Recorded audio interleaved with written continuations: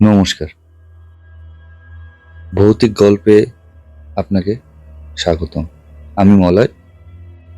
আপনাদেরকে আজও একটা নতুন গল্প শোনানোর জন্য হাজির হয়ে গেলাম।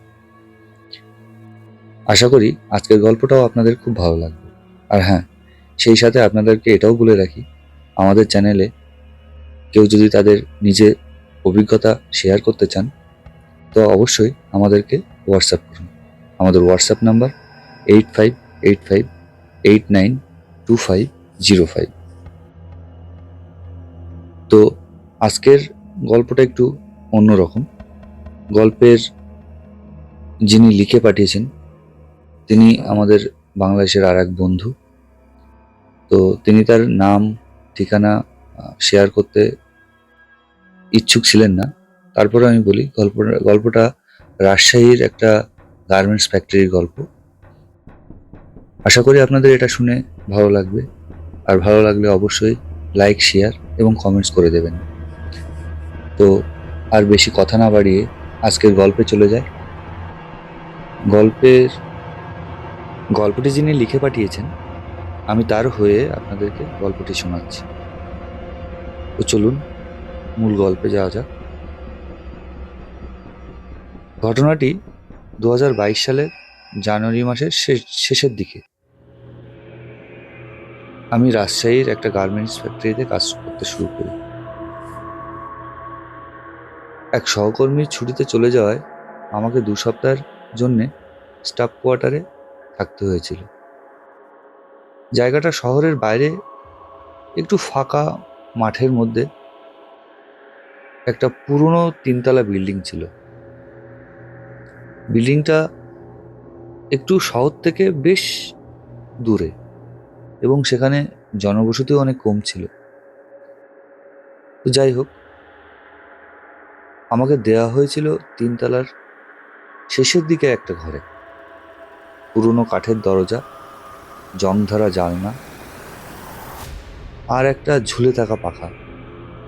প্রথম দিন যখন আমি ঘরে ঢুকলাম, ঘরের ভেতরটা একটা অস্বস্তিকর ঘ্রাণ আমার নাকে লেগেছিল, যেমন পচা কাপড়, পুরনো বই আর ধুলার মিশ্রণ। তখন সেরকম কিছু আমি আন্দাজ করতে পারিনি বা কিছু বুঝতে পারিনি। হয়তো অনেকদিন পড়েছিল, সেজন্য হয়তো এরকম গন্ধ আসছিল ভেবে বিষয়টাকে উড়িয়ে দিই।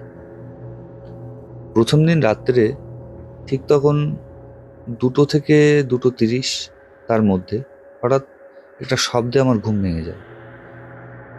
কেউ যেন নিচের ফ্লোর দিয়ে হেঁটে বেড়াচ্ছে, এরকম মনে হলো। তো তাড়াতাড়ি আমি চোর ভেবে ঠিক তখনই চট করে খাট থেকে উঠে দাঁড়ালাম। দরজা খুলে নিচের দিকে তাকালাম, সিঁড়ি দিয়ে। তবে বাতাসে কেমন একটা গন্ধ আমার নাকে লাগছিল দরজা খোলার পরে।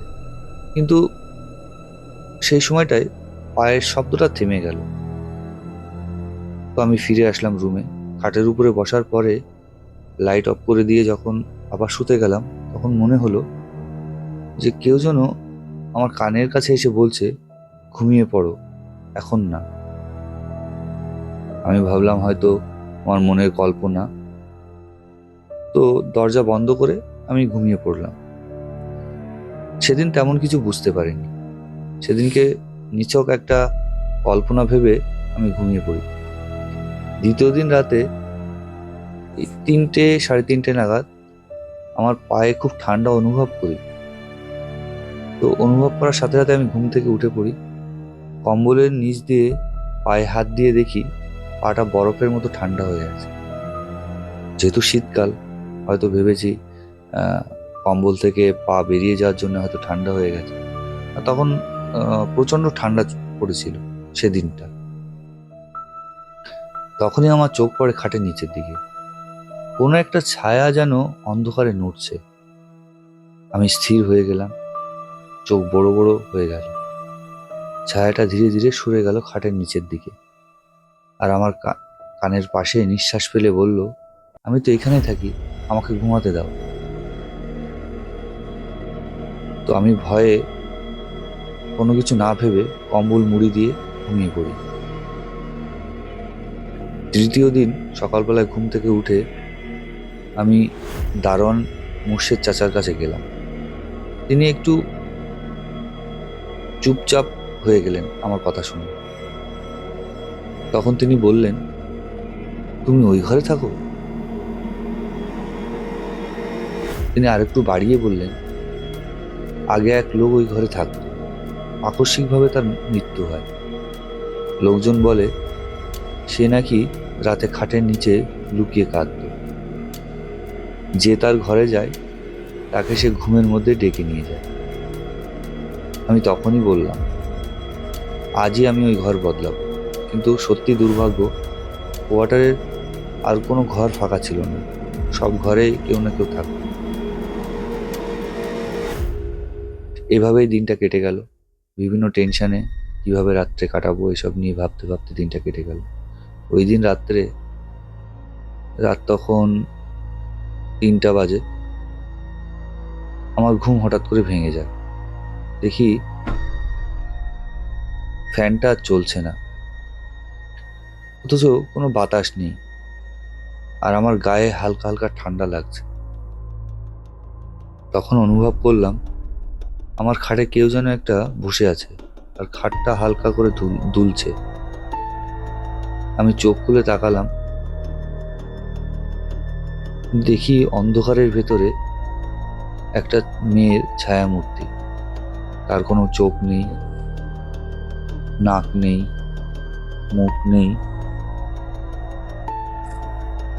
এগুলো দেখে আমার সমস্ত শরীর ঠান্ডা হয়ে গেল। হঠাৎ হঠাৎ সে যেন আমার পাশে এসে বলছে,